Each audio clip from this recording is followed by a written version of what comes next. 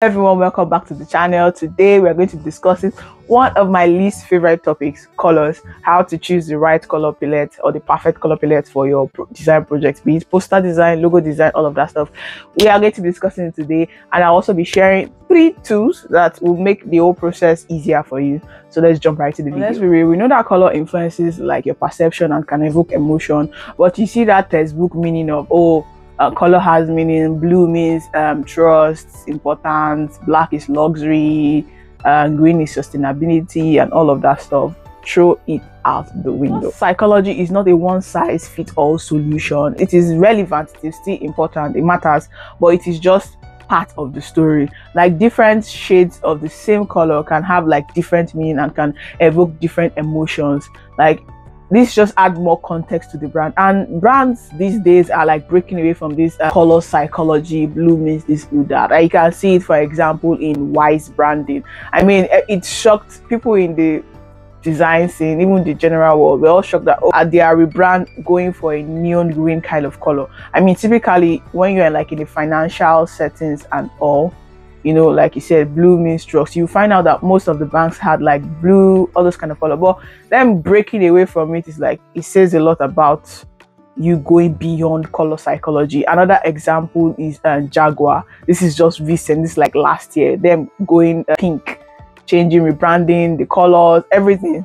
So brands these days are like, you know, it goes beyond just color psychology, which is like the first point about knowing your brand personality. Like in the case of Jaguar, you know that something has changed in their brand purpose, their brand, everything that has to do with strategy. Because typically pink is seen as like a feminine color, is a color that is, you know, boxed.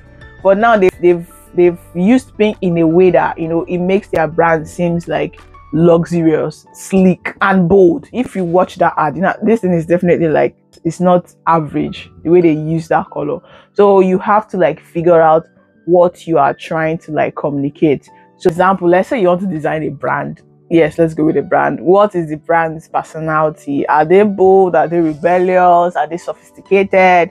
Like, you go deep into like the strategy part of things. How do they want to come across us? So this thing will help you like, you know, be able to match the vibe. So you have to, it will help you to choose color that match the vibe of the brand. Your palette should like embody like the brand's core values, their vibe.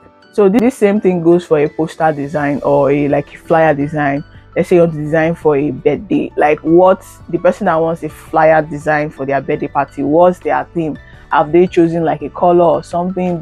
What they want to pass across? Some people, their birthday, they want it to be like, okay, let it be slutty. This is like a night party. It is a bath. You are going to do sexy stuff and all of that stuff. Another person, their birthday party might be like, you know, it's more mature. We're celebrating life. Let's go with like, I want something that is just calm. Those things will tell you what colors to use in your flyer design. Someone that wants something like, you know, that wants to oblate in their party, you know what to put on their flyer design. Someone that wants a more calmer approach, you know, celebrating life, you know what colors to put in their party, on their party flyer.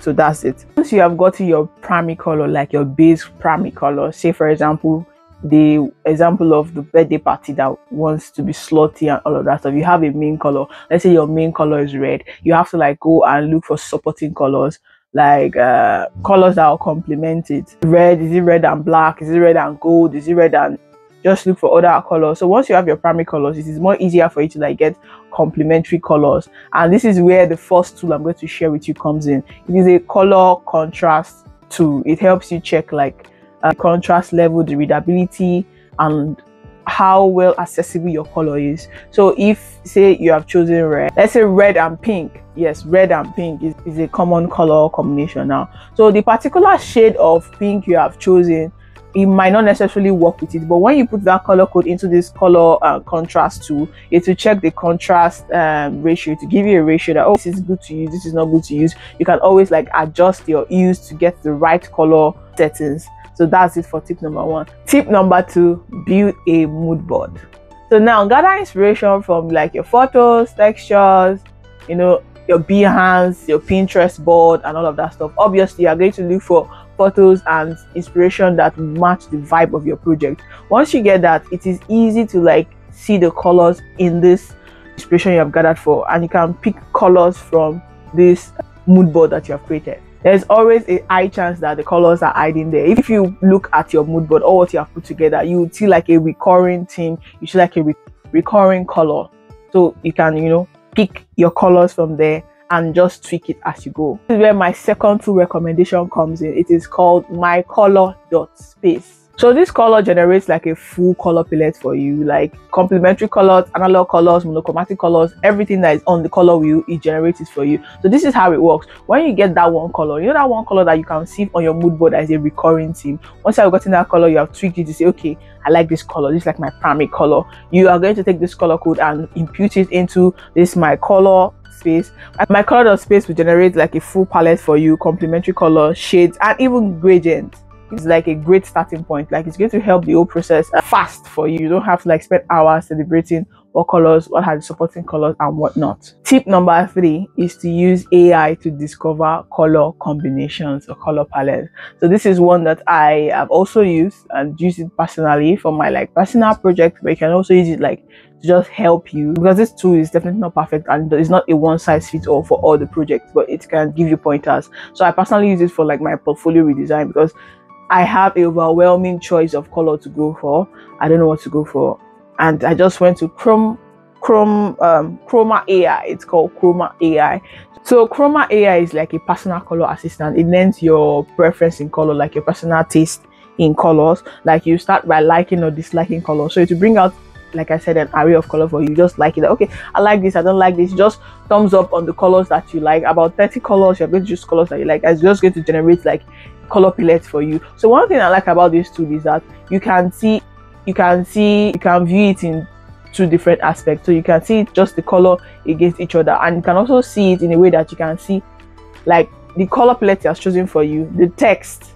You can see what the text will look like on the color. The third option is gradient. It shows you how the gradient looks like. So it just knows, you selecting those colors help it know like your vibe. So that's another tool that you should check out. And lastly, don't forget the 60-30 rule. 60% of your color must be like your primary color, 30% secondary color, 10% like your accent color. So you can see an example on this flyer on the screen. The dominant color here is what? Color blue. The next dominant color is yellow. Another color that is just, you can just see like it's just a accent color is cyan. This 60-30-10 rule just helps your palette keep everything together, like it's more intentional and it makes it more balanced, so it looks easy on the eyes. So you're not using one color, you're not doing a 50-50. Just always keep it at the back of your mind. 60-30 rule. Have a dominant color, have a secondary color that can just be the text, then have something that you can just use as a call to action, just a accent color. I hope you guys found this video useful. If you do, please share it to your friends and family that could learn for it, and I'll see you in my next one.